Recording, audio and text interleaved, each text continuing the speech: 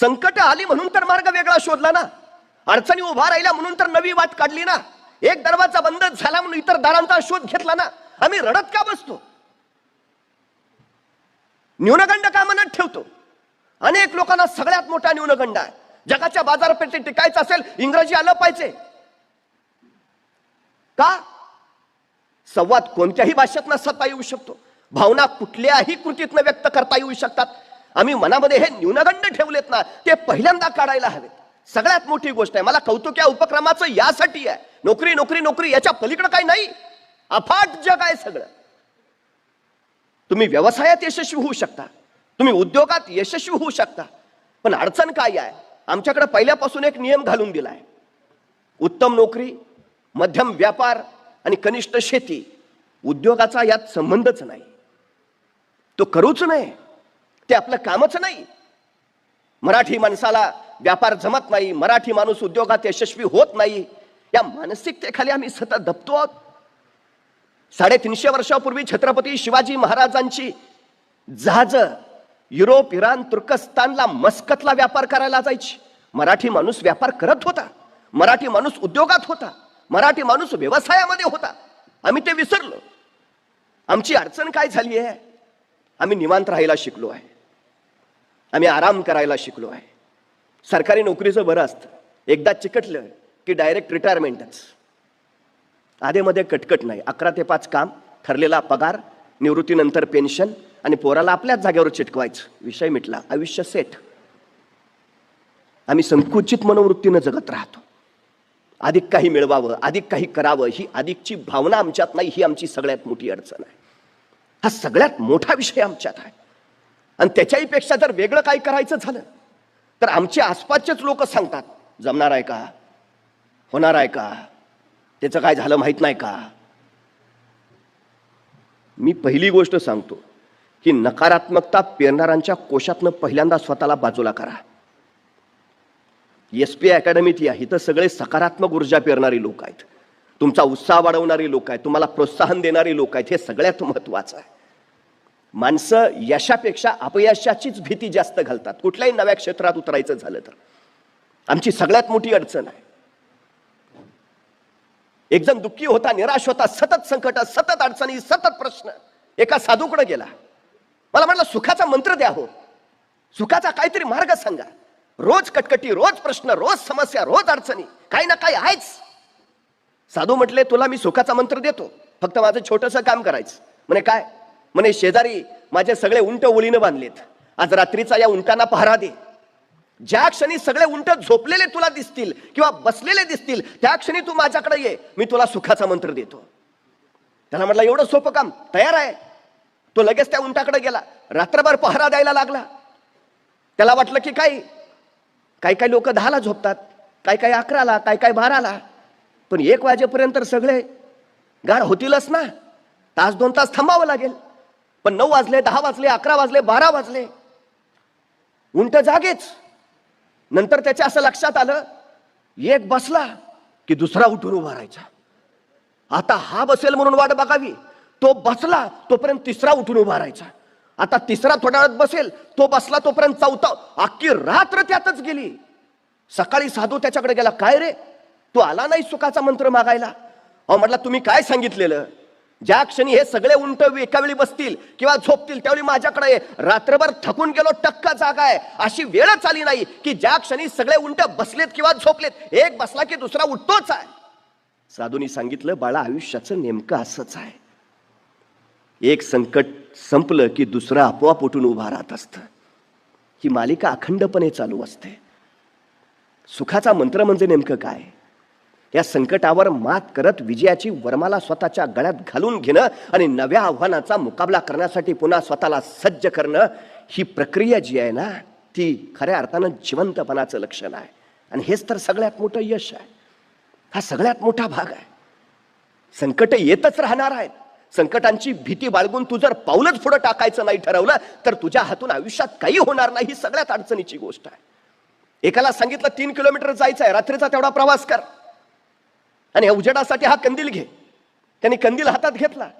दुसऱ्या दिवशी सकाळी आला तर तो कंदील घेतलेला माणूस आहे तिथंच. अरे काय झालं, तू गेला नाहीस का?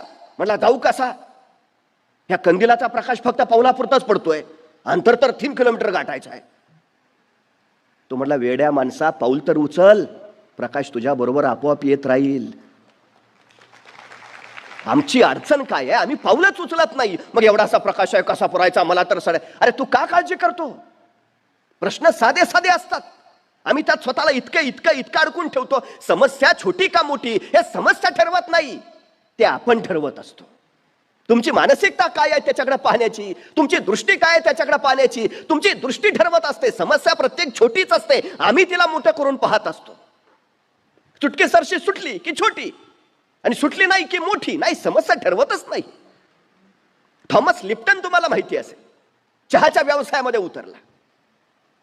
धंद्यात प्रचंड नुकसान झालं, पण त्यांनी ठरवलं उतरलोय ना, सोडणार नाही.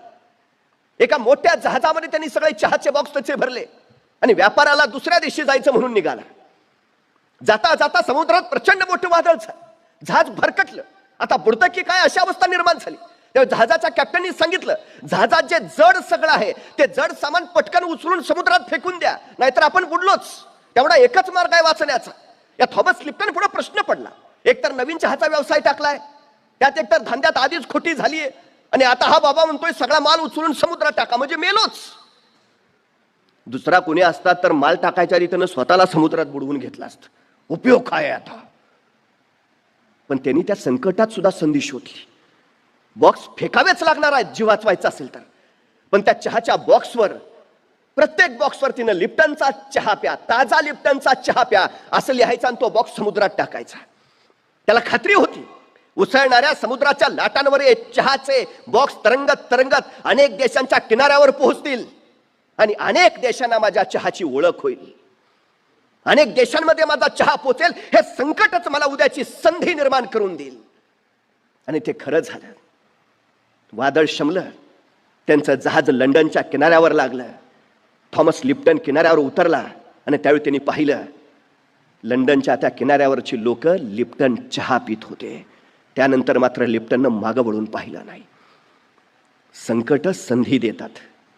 आम्ही काय करतो, संकटांना कारण समजतो, सबबी. भयानक अडचण आहे आमची, का कारण देतो आम्ही, मला प्रश्न पडतो. नाही, आमची परिस्थितीच नव्हती हो, शिक्षणच घेता आलं नाही हो, जातो म्हटलेलं मुंबईला जाऊच दिलं नाही हो. अफाट कारणं असतात. मी वारंवार सांगतो, संकटांचं संधीत रूपांतर करता यायला हवं. तुम्ही गरीब आहे ना, अरे उत्तम, ही तुम्हाला श्रीमंत होण्यासाठी मिळालेली सर्वोत्तम देणगी आहे, सर्वोत्तम संधी आहे. लोक म्हणतात ना, जरा मंद आहे, बुद्धी कमी आहे. अरे उत्तम, विद्वान व्हायला मिळालेली ही तुम्हाला सगळ्यात मोठी संधी आहे. यश कुणाला सगळ्यात जास्त मिळतं? जे श्रीमंत आहेत त्यांना नाही, जे गरीब आहेत त्यांना. कारण गरिबांना श्रीमंत व्हायची संधी असते, आणि श्रीमंतांना सबबी सांगण्याची संधी मिळते, गरज नसते. मी श्रीमंत असतो तर मग मी एसपी अकॅडमीला लगेच प्रवेश घेतला असता. वेडा आहेस. ज्या अवस्थेत तू आहेस ना, ज्या परिस्थितीत तू आहेस, त्या परिस्थितीतनं वर काढायला तुला हीच उत्तम संधी आहे. संकटाला संधी का नाही मानत आम्ही? सगळ्यात महत्वाचा विषय आहे. शत्रू आले. मी छत्रपती शिवाजी महाराजांना आंतरराष्ट्रीय कीर्तीचा योद्धा मानतो. याचं कारण माहिती आहे? आपल्या 50 वर्षाच्या कालखंडात शिवाजी महाराजांवर अनेक शत्रू चालून आले, पण त्यातले फक्त 2च भारतीय होते. मी आंतरराष्ट्रीय का म्हणतो त्यांना? फक्त 2 भारतीय होते, एक मिर्झा जयसिंग आणि दुसरा अफजल खान. हे फक्त 2 भारतीय, उर्वरित सगळे भारताबाहेरचे होते, परकीय होते, परदेशी होते. आणि महाराजांनी त्या सगळ्या परकीयांचा विरोध केला, सगळ्यांचा पराभव केला. म्हणून जगात त्यांच्या तोडीचा दुसरा योद्धा नाही. जगातल्या सर्वोत्तम योद्ध्यांचा शिवाजी महाराजांनी पराभव केला आहे. पण ज्यावेळी महाराजांच्या लक्षात आलं, हे इंग्रज असतील, पोर्तुगीज असतील, डच असतील, हे समुद्रावर हल्ला करतायत, जमिनीवर जन्माला आलेला हा राजा पाण्यावर युद्ध खेळायची महत्वाकांक्षा राखून राहिला. समुद्र आमचा, पण त्या समुद्रात जहाज उतरवायचं झालं तर पोर्तुगीजांची परवानगी लागते. कसं सहन करतील महाराज? हा देश आमचा, मग इथं उद्योग ही आमचेच हवेत, व्यापार ही आमचाच हवा. आम्ही का नाही विचार करत? हा माझ्या महाराष्ट्रात तिथं येणारा माल कुठून येतो? तो कोण निर्माण करतो? माझ्या पोरांच्यात क्षमता नाही, माझ्या पोरांच्यात कौशल्य नाही, की माझ्या पोरांच्यात बुद्धी सामर्थ्य नाही? परक्याने व्यापारी म्हणून यावं आणि राज्यकर्ते बनावा अशी अवस्था वारंवार का येते? कारण आम्ही फक्त चाकरमानी म्हणून घ्यायला धन्यता मानतो. नोकरी हा आमचा धर्म बनतो. स्वतंत्र काही करावं, नवं काही निर्माण करावं की जाणीव आमच्यात निर्माण होत नाही, याचा फायदा इतर घेतात. ही सगळ्यात मोठी गोष्ट आहे. रिकाम्या जागा आहेत म्हणून ते येतात. ह्या रिकाम्या जागा जर आम्ही भरून टाकल्या तर अडचण काय आहे? समुद्रावर युद्धाची ज्यावेळी वेळ आली त्यावेळी महाराजांनी स्वतःचा आरमार बनवला. कधी भारतीय नौदलात गेला तर नौदलाच्या प्रवेशद्वारावरच लिहिलंय, भारतीय आरमाराचे जनक छत्रपती शिवाजी महाराज. जहाज ती कुठून आणणार? इंग्रजांकडनं विकत घ्यावी लागली. पण इंग्रजांनी उद्या ती देणं बंद केलं तर? जी माणसं स्वतःच्या पायावर उभा असतात त्यांना कोसळण्याचा धोका नसतो. जी माणसं दुसऱ्याच्या खांद्यावर उभा असतात त्यांना सगळ्यात जास्त ढासळण्याचा धोका असतो. उभा राहायचा आहे ना तर स्वतःच्या पायावर उभा राहा. नोकरी करतो, उद्या काढून टाकलं तर? परवा कोरोनासारखी आणखी परिस्थिती आली तर? नोकरी करणं म्हणजे दुसऱ्याच्या पायावर उभा राहणं, स्वतःच्या नव्हे. स्वतःच्या पायावर उभा राहायचं असेल तर स्वतःचा उद्योग करावाच लागेल. स्वतः व्यवसायात स्वतः उतरावं लागेल. हे सगळ्यात महत्वाचं आहे. महाराजांनी तेच ओळखलं. कल्याणला जहाज बांधायचा स्वतःचा कारखाना काढला. मराठ्यांची जहाज दर्यात फिरू लागली, पण अडचणी यायला लागल्या. अवजड तोफा घेऊन ज्यावेळी जहाज समुद्रात जायची, त्या जहाजाच्या वर त्या तोफा ठेवलेल्या असायच्या आणि त्या तोफांच्या ओझ्याने जहाज डचमळायचं. तोफेचा गोळा पुढे सुटला की दाब मागा पडायचा, जहाज पाण्यात बुडायचं. सबब नेम चुकायचा. महाराजांनी विचार केला, काहीतरी केलं पाहिजे. समुद्रातलं, जहाजातलं, आरमारातलं काही ज्ञान नाही, तरीही महाराज विचार करतायत, काही केलं पाहिजे. आणि महाराजांनी एके दिवशी विचार केला. विचार करून महाराज कल्याणच्या कारखान्यात गेले. तिथल्या कामगारांना जवळ बोलावलं आणि सांगितलं, मी सांगतो तसं जहाज तयार करा, मी सांगतो तसं. आणि महाराजांनी सांगितलं असं असं असं, आणि तसं तसं जहाज तयार केलं. तत्कालीन काळात पाण्यात अत्यंत जलद गतीनं पडणार, किती ओझं ठेवलं तरी पाण्यात न डचमळणार, तोफेचा गोळा पुढे सुटला, दाब मागा पडला तरी पाण्यात न बुडणार, असं विलक्षण जहाज महाराजांनी निर्माण केलं. महाराजांनी या जहाजाचं नाव ठेवलं संगमेरी. ज्या इंग्रजांकडनं जहाज विकत घ्यावी लागायची त्या इंग्रजांनी महाराजांना पत्र पाठवलं, तुम्ही तयार केलेलं जहाज आम्हाला विकत देता का? आम्ही इतरांकडनं का विकत घेतो? आम्ही का विकणारे होत नाही? आम्ही इतरांकडे नोकऱ्या मागणारे का होतो? आम्ही का नोकऱ्या देणारे होत नाही? आमची स्वप्न किती आहेत? काही माणसं पैशाची गुंतवणूक करतात. पैशाची गुंतवणूक कधीच करायची नसते. गुंतवणूक बुद्धीची करायची असते, गुंतवणूक कौशल्याची करायची असते, गुंतवणूक कष्टाची करायची असते. या तिन्ही गोष्टींच्या गुंतवणुकीवर मग पैसा बनवता येतो. आमची सगळ्यात मोठी अडचण आहे ती ही आहे. मला वाटतं पैसा गुंतवला पाहिजे. 4 रुपये पेरले तर 40 उगवतील. नाही, तुमच्याकडे पैसे नसले तरी हरकत नाही. महाराजांकडे काय होतं? कारण देत नाही बसले. कोणी तोफ्या दिल्या तर उडवून म्हणतो, कोणी सैन्य दिलं तर लढीन म्हणतो. मुळात तुम्हाला इच्छा हवीच. इच्छा असेल तर जिद्द येते, जिद्द असेल तर आत्मविश्वास येतो, आणि आत्मविश्वास असेल तर क्षमता कौशल्य आपोआप निर्माण होतं. हे सगळ्यात महत्वाचं आहे. परवा एकाला मी म्हटलं, काय रे 100 मीटर अंतर किती वेळात पळशील? तो बोले नाच. 100 मीटर अंतर किती वेळात पळायचंय का? अरे हो, किती वेळात पार करशील? 100 मीटर म्हणजे किती? मग त्याला अंतर सांगितलं, बाबा इथून तिथपर्यंत जायचं म्हणजे 100 मीटर. किती वेळात पळशील? 5 मिनिटं लागतील. अरे ऑलिम्पिकचं रेकॉर्ड 9 सेकंदाचा आहे. 5 मिनिटं काय सांगतो? 1 मिनिट सांग, 2 मिनिट का 5 मिनिटं? नाही, आपल्याला तेवढाच लागतोय. अरे जमेल ना तुला? मला माहिती आहे ना माझं, मला माहिती आहे ना मी किती वेळात. 5 मिनिटं लागतील. अरे प्रयत्न, अहो मला माहिती आहे. पण तेवढ्यात कुणीतरी ओरडला, रे पर कुत्र मागं लागलंय. इतक्या भयान वेगानं पळत सुटला, 7 सेकंदात 100 मीटर. म्हटलं काय झालं? मग चावला असताना. अरे तुला मगाशी सांगितलं तर मला 5 मिनिटं लागतील, आणि कुत्रा मागं लागला तर तू ऑलिम्पिकचं पण रेकॉर्ड मोडलंस. ऑलिम्पिकचं 9 सेकंद आहे, तू 7 सेकंद. म्हणजे क्षमता नाही का तुमच्यात?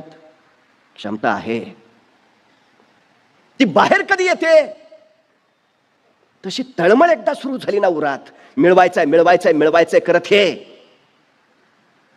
वेडी माणसं इतिहास घडवतात आणि शहाणी माणसं इतिहास वाचतात. अधिक शहाणी माणसं इतिहासाचा अभ्यास करतात. पण वेडीच इतिहास घडवतात. हे वेड कुठून येतं? हे काहीतरी घडवण्याच्या उर्मेतनं आणि ऊर्जेतनं येतं, ते हवं. सगळ्यात महत्वाचं आहे ते. पेट्रोल पंपावर पेट्रोल भरणारा एक पोर, आपण स्वप्न मोठी अफाट. पेट्रोल पंपावर गाड्या पेट्रोल भरला यायच्या, आणि तो त्या गाड्यांच्या स्वप्नात ठरवायचा एक दिवस आपली अशी गाडी असेल. एके दिवशी पांढरी शुभ्र रोल्स रॉइस गाडी त्याच्या पंपावर आली, आणि त्या गाडीत तेल भरताना तो त्या गाडीच्या स्वप्नात ठरवला. पेट्रोलची टाकी कधी फुल झाली, पेट्रोल कधी खाली सांडलं त्याला कळलंच नाही. पेट्रोल पंपाच्या मालकाने बघितला, संतापला, वैतागला, सन सन 2 वाजवल्या, चालू पाड. त्या मुलाला भयान राग आला. मारलं म्हणून नाही, स्वप्न मोडलं म्हणून. तो मालकाला म्हणाला, आता जातो पण परत येईन ना, तो अशा रोल्स रॉइस गाडीचा मालक म्हणून परत येईन. ते पोरगा गेला. 30 वर्षांनी तोच मुलगा तशीच पांढरी शुभ्र रोल्स रॉइस घेऊन त्या पेट्रोल पंपावर आला. मालकाला भेटला, ओळखलं का? 30 वर्षापूर्वी सांगून गेलो होतो, एक दिवस परत येईन ना, तो स्वतःची पांढरी शुभ्र रोल्स रॉइस गाडी घेऊन येईल. आलोय, माझं नाव धीरूभाई अंबानी. किती शिक्षण होतं त्यांचं? किती पैसे होते त्यांच्याकडे सुरुवातीला? क्षमता आहे तुमच्यात, जिद्द हवी, आत्मविश्वास हवा स्वतःवर. हो, करूच शकतो, मग आपोआप होतं सगळं. पण आम्ही माणसं काय करतो? निवांत, आराम, सहज आलं पाहिजे, सारं सहज मिळालं पाहिजे, फार कष्टही नको आहेत आम्हाला, वेळेत घरी पण पोहोचलं पाहिजे. आमची सगळ्यात मोठी अडचण आहे. नोकरीकडे कल त्यासाठी आहे, हो, बाकी काही नाही. एक मोठी मल्टीनॅशनल कंपनी होती, आणि त्या कंपनीच्या बाहेर एक छोटंसं हॉटेल होतं जिथं उत्तम समोसे मिळायचे. उत्तम समोसे. त्या मल्टीनॅशनल कंपनीतले बरेचसे अधिकारी त्या हॉटेलमध्ये येऊन समोसे खायचे. बऱ्याच वर्षाच्या या दिनक्रमामुळं त्या हॉटेलवाल्याची आणि त्या मल्टीनॅशनल कंपनीच्या जनरल मॅनेजरची मैत्री झाली. एके दिवशी दुपारी हे जनरल मॅनेजर आपल्या मित्रांसोबत तिथं समोसे खायला आले. या हॉटेलवाल्यानं त्यांना समोसे दिले, आणि सहज जनरल मॅनेजरने विचारलं, काय रे, तुझा मुलगा काय करतो? हॉटेलवाला म्हणाला, काय नाही, आता माझ्या मागे हे हॉटेल सांभाळेल. वेडा आहेस का काय? स्वतःचं आयुष्य वाया घालवलंस या टपरीत, आता पोराचं कशाला आयुष्य वाया घालवतोस? त्यापेक्षा त्याला उत्तम शिकव, उत्तम डिग्री घेऊ दे, माझ्या कंपनीत पाठव, माझ्या कंपनीत नोकरी मिळेल. अरे बघ काय, आज मी क्लार्क म्हणून, तुझं ज्यावेळी हॉटेल चालू झालं इथं त्यावेळी मी या कंपनीत क्लार्क म्हणून लागलो. 20 वर्षात काय बदल झाला? 20 वर्षात मी क्लार्कचा जनरल मॅनेजर झालो. माझा 5,000 वरनं पगार आज 75,000 आहे. आणि तू छोट्या टपरीचं रूपांतर फक्त एका मध्यम हॉटेलमध्ये केलंस. प्रगती बघ, नोकरीमध्ये मान आहे, सन्मान आहे, स्टेटस आहे, प्रतिष्ठा आहे. तुझ्या मुलाला इकडं नको गुंतवूस. हॉटेलवाल्यानं म्हटलं, तुमचा सल्ला अत्यंत योग्य आहे, पण माझं ठरलंय. अरे वेडाय का तू? ऐक माझं, माझ्याकडे पाठव त्याला, माझ्या कंपनीत काम देतो, प्रगती करत करत तो पुढे जाईल. तो म्हटला, नको, आहे ते बरं आहे. मला म्हटला, साहेब सांगा, 20 वर्षापूर्वी तुम्ही ज्यावेळी या कंपनीत लागला त्याचवेळी मी इथं समोस्याची टपरी टाकली. त्यावेळी माझा रोजचा धंदा 200 रुपये होता. आज माझा या छोट्याशा हॉटेलमधला रोजचा धंदा 20,000 रुपये आहे. त्यातला 10,000 रुपये माझा मी नफा पकडला तर 3 लाख रुपये मी महिन्याला कमावतो. आणि 20 वर्षात तुम्ही किती पगारावर गेलाय? 75,000 रुपयेवर. 2.25 लाख रुपये मी तुमच्यापेक्षा जास्त कमावतो. मला एका प्रश्नाचं उत्तर द्या मॅनेजर साहेब. आता तुम्ही निवृत्त व्हाल जनरल मॅनेजर पदावरनं, मग तुमच्या पदावर तुमच्या मुलाला लगेच चिटकवता येईल का? असं कसं होईल? त्याला डिग्री घेतली पाहिजे, स्वतःचं श्रेष्ठत्व सिद्ध केलं पाहिजे, त्याच्या मुलाखती होतील, सगळं झाल्यावर मग त्याला ती पोस्ट मिळेल. म्हणजे म्हटला तुमच्या पोराला परत 25 वर्ष शिकलं पाहिजे, परत नोकरीसाठी वाट बघितली पाहिजे, म्हणजे तुमच्या खुर्चीवर तो असा येऊन अजिबात बसणार नाही. म्हणजे शक्यच नाही. माझ्या मुलाचं बरं आहे ना, माझा मुलगा लगेच माझ्या गादीवर येऊन बसेल हॉटेलवर, त्याला गरज नाही काय करायची. सगळ्यात महत्वाचं, तुमचा मुलगा नोकरी लागला तर त्याला परत क्लार्क पासून जनरल मॅनेजर होईपर्यंत धडपडावं लागेल. माझ्या मुलाला मात्र मी स्थिर करून दिलेला व्यवसाय आहे तो त्याच्या हातात येईल, आणि जिथपर्यंत मी कमवून ठेवलाय तिथपासून तो पुढे प्रगती करेल. पुढे आम्ही अधिकाधिक वाढत जाऊ, तुम्ही मात्र निवृत्त होऊन तिथंच असाल. कशासाठी नोकरी? ती तुम्हाला मर्यादित बनवते आणि व्यवसाय तुम्हाला अमर्यादित बनवतो. स्वप्न कशी आहेत तुमची, मर्यादित की अमर्यादित?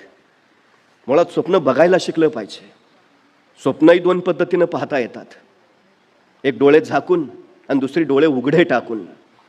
मिटलेल्या डोळ्यांनी बघितलेली स्वप्न सकाळ झाली की मिटून जातात, आणि उघड्या डोळ्यांनी पाहिलेली स्वप्न सत्यात आल्याशिवाय राहत नाहीत. ही सगळ्यात मोठी गोष्ट आहे. स्वप्न बघायलाच हवीत, आणि ती जेवढी मोठी पाहाल तेवढी उत्तम. हे सगळ्यात चांगलं आहे. कष्ट तिथून करायला हवेत. फक्त थोडीशी एक सगळ्यात महत्वाची गोष्ट आहे, आपल्याला असं वाटतं असंच की काय सोपं आहे, अडचण नाही. व्यवसायात म्हणजे काय?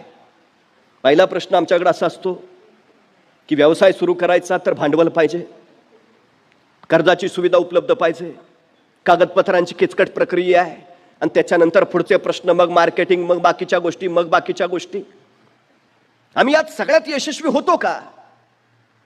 मग त्याच्यापेक्षा अशी काही पद्धत आहे का की जिथं आम्हाला आमचे हेतूही साध्य करता येतील, जिथं आम्हाला उद्योजक पण होता येईल, स्वतःच्या पायावर उभाही राहता येईल? आज मला वाटतं SP फायनान्स अकॅडमीने नेमकं ते तुमच्यासाठी उपलब्ध करून ठेवलंय. कारण कुठलाही व्यवसाय करताना सगळ्यात महत्वाची गोष्ट जर कुठली असेल तर तुम्हाला प्रशिक्षण ही अत्यंत गरजेची गोष्ट आहे. नाहीतर काय काय माणसं व्यवसाय सुरू करतात, 3 मित्र एकत्र आले आणि त्यांनी व्यवसाय सुरू केला, म्हणे आपण रिक्षा चालवू. आता 3 मित्रांनी मिळून रिक्षा घेतली, रिक्षातच 3 बसायचे, पॅसेंजर कुठे बसवणार? म्हणजे काय नाही या उपयोग या व्यवसायाचा. असं करू आपण, आपल्याला टायरचा पंक्चर काढता येतो, आपण टायर पंक्चर काढायचं दुकान टाकू. ह्या 3 मिळून दुकान टाकलं. कुठं? 3ऱ्या मजल्यावर. उपयोग काय? व्यवसायाच्या 2 पद्धती आहेत. एक नवीन व्यवसायात उतरणे एकीकडं, आणि पिढीजात व्यवसाय सांभाळणारे दुसरीकडं. पिढीजात व्यवसाय सांभाळणाऱ्यांकडे अनुभव समृद्धता असते, त्याच्या 2 पिढ्या त्यातच असतात. पण नव व्यावसायिक जे होऊ इच्छितात, नव्यानं व्यवसायात उतरू इच्छितात, त्यांच्या मग हा अनुभव नसतो. अनुभव नसेल तर तुम्हाला सगळ्यात महत्वाचं आहे प्रशिक्षण. त्या प्रशिक्षणाच्या शिवाय तुम्ही यशस्वी होऊ शकत नाही. ही सगळ्यात महत्वाची गोष्ट आहे. हा सगळ्यात महत्वाचा मुद्दा आहे. त्यामुळे हे प्रशिक्षण अत्यंत गरजेचं. संधी कुठं आहेत, कुठला व्यवसाय निवडावा, कुठला करावा, दूरदृष्टी ती सगळ्यात मोठी आहे. आमची अडचण काय, मला आठवतं मी ज्यावेळी महाविद्यालयीन काळात होतो त्यावेळी आमच्याकडं प्रत्येक हुशार मुलाला विचारलं काय होणार आहे? इंजिनियर. कुठला? सिव्हिल. पडत गल्लो गल्ली इतके इंजिनियर झाले की ह्यांचीच घरं ह्यांना बांधावी लागली. काळ असतो, लाट येते, आणि त्या लाटेबरोबर आम्ही वाहत जातो. पण असे कुठले व्यवसाय आहेत ज्यांना मरणच नाही, जे अत्यंत गरजेचे आहेत? तुम्हाला माहिती आहे, 25 वर्षापूर्वी जर कधी कुणी म्हटलं असतं पाणी विकत घेऊन प्यावं लागेल तर त्याला वेड्यात काढलं असतं. पण पाणी विकणाऱ्या कंपनीचा मालक आज जगात सगळ्यात जास्त श्रीमंत व्यक्ती म्हणून परवा घोषित झाला. संधी शोधली. अनेक कंपन्या अशा आहेत काहीच नाहीत प्रोडक्शन करत, मॅन्युफॅक्चरिंग नावाचा प्रकारच नाही त्यांच्याकडे, तरी जगातल्या सर्वोत्तम कंपन्या झाल्यात. नवं शोधायची उर्मी हवी, नवं काहीतरी करायची उर्मी हवी. एक गोष्ट लक्षात ठेवा, पैसे असणारी माणसं पैशावर डाव लावत नाहीत, ती कल्पनेवर डाव लावतात आणि पैशाची गुंतवणूक पैसा बनवण्यासाठी करतात. नव्या कल्पना असायला हव्यात, सतत नवीन नवीन नवीन काय चालेल काय चालेल याचा विचार सतत असायला हवा, हे महत्वाचं आहे. एक दुष्काळी वाळवंटी प्रांत आहे, पाऊस पडतच नाही, नव्हे तिथं काही उगवतच नाही. मग त्या लोकांनी करावं काय? आत्महत्या. शेतात काही पिकत नाही, पाऊस पडत नाही, काय काय काहीच नाही. पण त्यावेळी एका तरुणाच्या लक्षात आलं इतर कुठली पिकं इथं येत नाहीत, पण आपल्या देशामध्ये बाबळी मात्र आम्हाप येतात. बाबळी आहेत ना, बाबळीपासून काय मिळवता येईल? काटे, पिवळी फुलं. त्याच्या लक्षात आलं बाबळीला डिंकही येतो, डिंकाची गरज आहे. आणि त्या तरुणानं स्वतःचा व्यवसाय सुरू केला. तुम्हाला आश्चर्य वाटेल, सुदान नावाचा आता छोटासा देश संपूर्ण जगाला डिंक पुरवतो आणि स्वतःची अर्थव्यवस्था निव्वळ त्या डिंकावर मजबूत करून घेतो. तुमच्याकडे काय आहे याचा आधी विचार करा. तुमच्याकडे जे नाही त्याच्या विचारात उगाच वेळ खर्चच करू नका. ही सगळ्यात महत्वाची गोष्ट आहे. आम्ही कमतरतांवर जास्त विचार करतो, पण जी माणसं कमतरताना बलस्थानं बनवतात ती माणसं यशस्वी होतात. ही सगळ्यात महत्वाची गोष्ट आहे. तुम्हाला उत्तम बोलता येतं ना, तुम्ही उत्तम मार्केटिंग करू शकता. एखादी गोष्ट लोकांच्या गळी उतरवता येते ना, तुम्ही उत्तम व्यवसाय करू शकता. एखादं कौशल्य तुमच्यात आहे ना, तुम्ही नवं काहीतरी निर्माण करू शकता. स्वतःत काय आहे याचा शोध घेणं ही सगळ्यात महत्वाची गोष्ट आहे. हा सगळ्यात महत्वाचा मुद्दा. काहीतरी करणं हे फार महत्वाचं आहे. इच्छा असेल, प्रशिक्षण देणारे तयार आहेत, तुम्ही फक्त त्यात उतरायला हवा. मी वारंवार सातत्यानं सांगतो, एका ठिकाणी लिलाव चालला होता. वेगवेगळ्या वस्तू त्या लिलावात विकल्या जात होत्या. बोली लावणार आहे ना, त्या लिलावाच्या वस्तूतनं एक कळकट मळकट झालेलं व्हायोलिन उचललं आणि त्यांनी बोली लावली. या व्हायोलिनची किंमत आहे 1000 रुपये. बोला कोण बोली लावणार? त्या कळकट मळकट व्हायोलिनकडे बघितल्यावर कुणी बोलीच लावेना. शेवटी किंमत उतरत उतरत त्याची 100 रुपयावर आली. 100 रुपयाला तरी कुणी ते व्हायोलिन घेईल, पण कुणी ते 100 रुपयालाही घेतलं नाही. बोली लावणाऱ्यानं ते व्हायोलिन बाजूला ठेवून दिलं. पण तेवढ्यात एक वृद्ध गृहस्थ उठला. तो त्या बोली लावणाऱ्याच्या जवळ आला. त्याला म्हणाला, हे व्हायोलिन मी थोडा वेळ हातात घेऊ का? त्या बोली लावणाऱ्यानं म्हटलं, ठीक आहे घ्या. त्या वृद्धानं ते व्हायोलिन हातात घेतलं, स्वतःच्या खिशातला रुमाल काढला, ते कळकट मळकट झालेलं व्हायोलिन स्वच्छपणे पुसून घेतलं आणि त्याच्यानंतर त्या व्हायोलिनची प्रत्येक तार त्यांनी सुरांशी जोडून घेतली आणि नंतर ते व्हायोलिन त्यांनी स्वतःच्या हनुवटीखाली घेतलं आणि त्या व्हायोलिनच्या तारांवर अलगद तो त्या सुरावटींशी खेळू लागला आणि साऱ्या आसमंताला भारावून टाकणार एक सूर्य लखेर त्या वातावरणात उमटली. ती व्हायोलिन फिरत राहिलं आणि सुरांची बरसात होत राहिली. सगळी माणसं मंत्रमुग्ध पूर्ण भारावून गेली. क्षणभर ते सगळं वातावरणच वेगळ्या पवित्र अशा वातावरणात बदलून गेलं. काही वेळानंतर त्या वृद्धानं ते हातातलं व्हायोलिन खाली ठेवलं आणि तोच तो बोली लावणारा पुढे आला. आता हे व्हायोलिन कितीला घ्याल? आणि एक धनाढ्य उठला, 1,00,000 रुपये. तोपर्यंत दुसरा उठला, 2,00,000 रुपये. तोपर्यंत तिसरा उठला, 10,00,000 रुपये.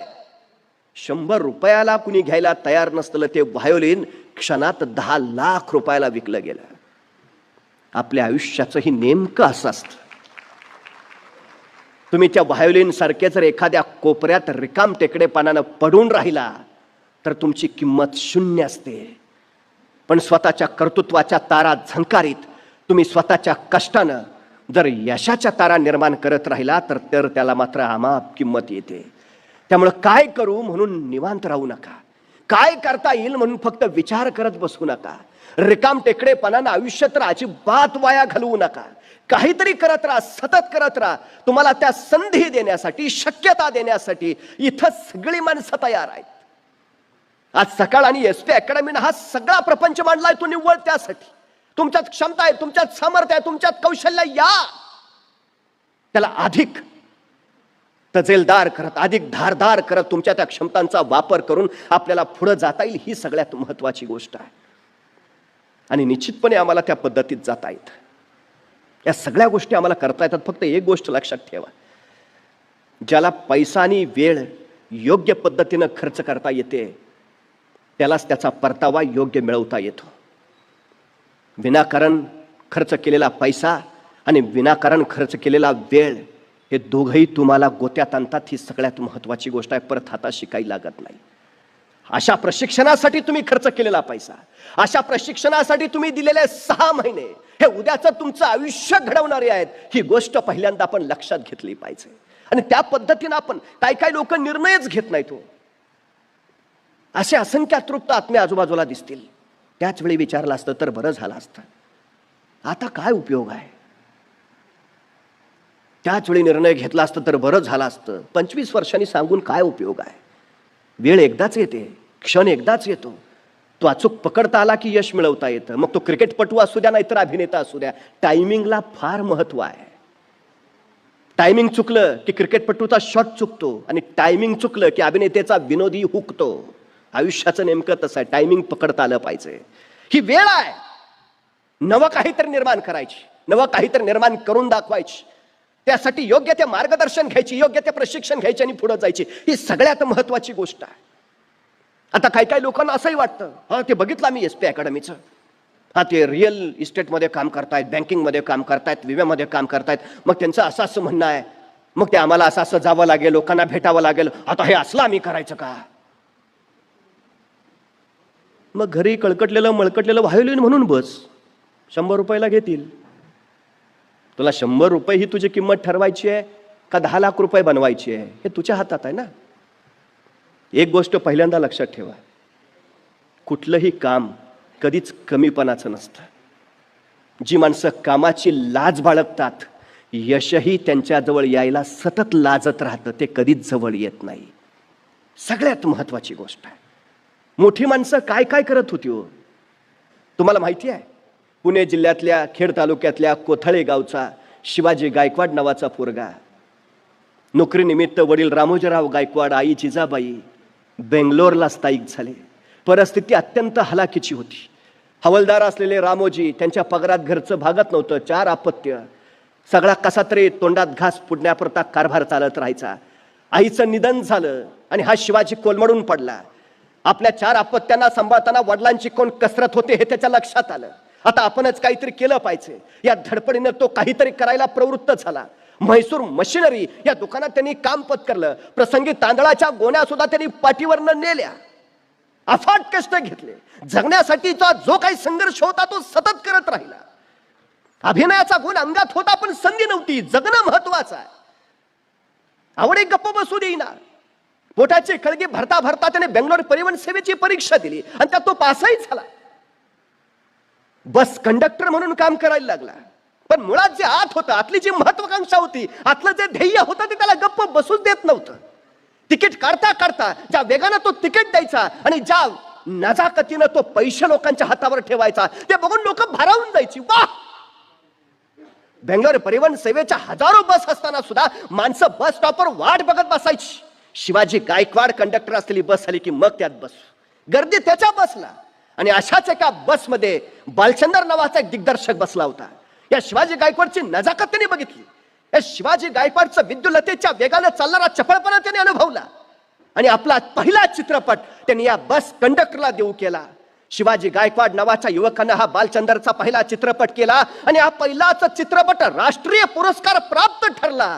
नंतर मात्र या शिवाजी गायकवाडनं मागं वळून बघितलं नाही. पुणे जिल्ह्यातल्या खेड तालुक्यातल्या कोथळे गावचा हा शिवाजी गायकवाड जवळपास आपला अलौकिक कर्तृत्व गाजवत चित्रपटसृष्टीत रजनीकांत नावानं पुढे प्रसिद्ध झाला. बसून राहिला असता, गरिबी आहे काय करू शकतो, रडत बसला असता, कसा रजनीकांत झाला असता. तांदळाची गोणी पाठीवर घेताना त्यांनी स्वतःला लाज नाही मानली. म्हैसूर मशिनरीमध्ये काम करताना त्यांनी लाज नाही मानली. ध्येयाचं विस्मरण नाही होऊ दिलं. काय व्हायचंय तो झाला. तुमचं ठरलंय ना करोडपती व्हायचंय, तुमचा ठरलाय ना, ध्येयाच्या दिशेनं वाटचाल करत राहा. मी चंद्रावर जाणार, जा बिंदास्त, पण उडी मारून नाही जाता येत. टप्पे आहेत. काय करावं लागेल? अंतर काढावं लागेल, मार्ग निर्माण करावा लागेल. त्यासाठी पहिल्यांदा तिथपर्यंत नेणारं यान बनवावं लागेल. ते यान बनवण्यासाठी पैशाची जुळवाजुळव करावी लागेल. ती जुळवाजुळव करण्यासाठी तुला वेगळ्या उत्पन्नाचे स्रोत तयार करावे लागतील. ते करण्यासाठी तुला आणखी काहीतरी वेगळं करावं लागेल. म्हणजे एखादं ध्येय ठरवलं तर त्याचे हे टप्पे आहेत, ह्या टप्प्यांनीच जावं लागेल. तुम्हाला हे टप्पे SP अकॅडमी निर्माण करून देते. चंद्रावरच जायचं आहे, करोडपती व्हायचं आहे, अब्जोपती स्वप्न पुरीच करायची आहेत. हे टप्पे फार महत्वाचे आहेत. कष्ट करावंच लागेल. यशाला शॉर्टकट नसतो. आणि एकदा यशाची वाट सुरू झाली की त्याला U-टर्न सुद्धा नसतो. ही सगळ्यात महत्वाची गोष्ट आहे. सुरुवात तर करा, चालायला तर लागा. अडचण काय आहे?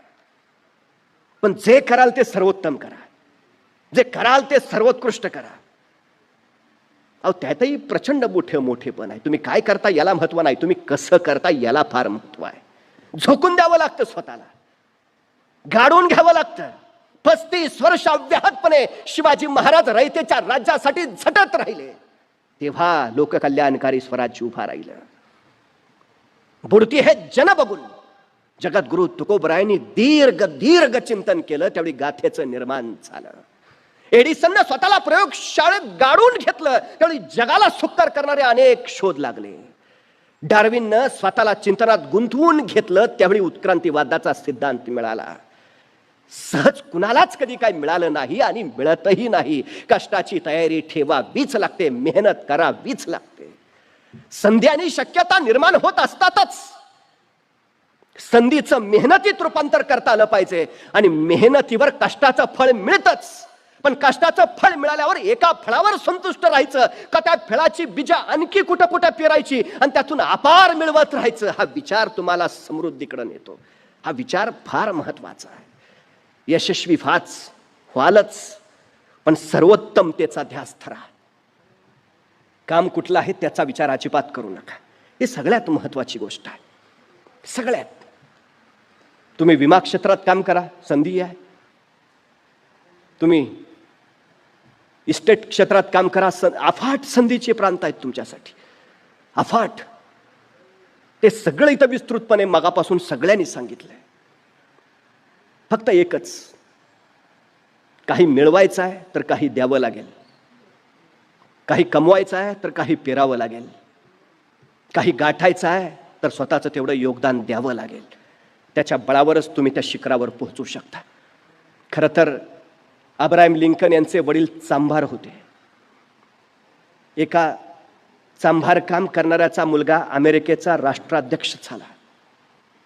आमची कायम अपेक्षा असते प्रत्येक बापाची, जे माझ्या वाट्याला आलं ते माझ्या मुलाच्या वाट्याला येऊ नये. जे मी करू शकलो नाही ते माझ्या मुलाने केलं पाहिजे. मी त्याला भाड्याच्या घरात घेऊन राहत होतो, माझ्या मुलाचा स्वतःचा बंगला असला पाहिजे. आमची अपेक्षा असते की आम्ही 2 व्हीलरवरनं फिरलो, माझ्या मुलानं 4 चाकीतनं गेलं पाहिजे. प्रत्येक बापाची इच्छा आहे.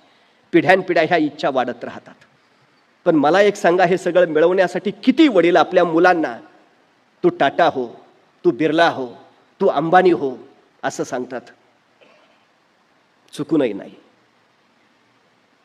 आमचे वडील मुलाला सांगतात डॉक्टर हो, इंजिनियर हो, वकील हो, प्राध्यापक हो. काहीच नाही जुळलं तर माझ्या जागेवर तरी चिकट. ही स्वप्न आम्ही मोठी केली पाहिजेत. आता पालकांनी नव्या पिढीला सांगितलं पाहिजे, व्यवसायात उतर, इथं संधी आहे. उद्योगात उतर, इथं कार्यक्षेत्र उत्तम आहे. हे मार्गदर्शन ज्यावेळी घडेल त्यावेळी उद्याची पिढी आमची आपोआप या क्षेत्रामध्ये उत्तम आणि सर्वोत्तम होईल. अब्राहम लिंकनचा तो संसदेतला पहिला दिवस होता. अमेरिकेतले अमीर, उमराव, सरदार आणि राजेशाही संसदेत असणारे मोठमोठी लोक, त्यांना मनातलं प्रचंड खंत वाटत होती. एक चांभाराचा मुलगा राष्ट्राध्यक्ष झाला आणि त्याच्या हाताखाली आम्ही काम करायचं. आपल्या संसदेतल्या पहिल्या भाषणासाठी अब्राहम लिंकन उठून उभा राहिले आणि ते बोलायला सुरुवात करणार तेवढ्यात एक अहंकारी संसद उभा राहिला. म्हणला, लिंकन तुम्ही विसरू नका, तुम्ही एका चांभाराचे मुलगा आहात. स्वतःच्या पायातला बूट त्यांनी लिंकनला दाखवला. हा बूट तुमच्या वडिलांकडूनच मी शिवून घेतलाय. सगळ्या संसदेला वाटलं केवढा मोठा प्रचंड अपमान लिंकनचा. पहिलंच भाषण, राष्ट्राध्यक्ष आणि एवढा घोर अपमान. हे सगळं ऐकलं. अब्राहम लिंकन शांत पुढं बोलायला लागले. त्या समोरच्या अहंकारी सद्ग्रस्ताला म्हणाले, बरं झालं या प्रसंगी तुम्ही मला माझ्या वडिलांची आठवण करून दिली. मला आनंद वाटला की तुम्ही सगळे माझ्या वडिलांकडूनच बूट बनवून घेत होता. हो, माझे वडील अमेरिकेतले सर्वोत्कृष्ट चांभार होते. त्यांच्यासारखा बूट कोणी बनवूच शकत नाही. आज तुम्ही आठवण करून दिली, बरं झालं. मी माझ्या वडिलांसारखा सर्वोत्कृष्ट व्हायचा प्रयत्न करेन. निश्चितपणे त्यांच्यासारखा सर्वोत्तम होणं मला जमणार नाही, सर्वोत्कृष्ट होणं मला जमणार नाही याची मला जाणीव आहे. पण ते त्यांच्या कार्यात जसे सर्वोत्तम होते तसे राष्ट्राध्यक्ष म्हणून मी माझ्या कार्यात सुद्धा सर्वोत्तम होण्याचा प्रयत्न करेन. आणि वडिलांबरोबर राहताना बूट शिवायचं थोडंसं शिक्षण मला माझ्या वडिलांनी दिलंय. माझे वडील आता राहिले नाहीत, पण त्यांनी शिवलेले बूट मात्र तुमच्या सगळ्यांच्या पायात आहेत. जर यदा कदाचित ते बूट टोचत असतील, लागत असतील, घट्ट होत असतील अथवा सैल होत असतील तर मला जरूर सांगा, मी ते दुरुस्त करून देईन. अमेरिकेच्या राष्ट्राध्यक्ष पदावरचा माणूस पहिल्या भाषणात हे सांगतो, कामाची लाज नाही, अजिबात नाही. हो, मी झाडू मारतो, पण मला अभिमान आहे, या जगात माझ्यासारखा दुसरा कुणीच झाडू मारू शकत नाही.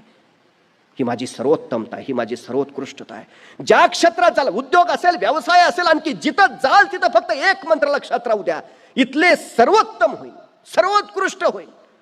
विष्णू शास्त्री चिपळूणकर असं म्हणायचे, मी मराठी भाषेतला शिवाजी आहे.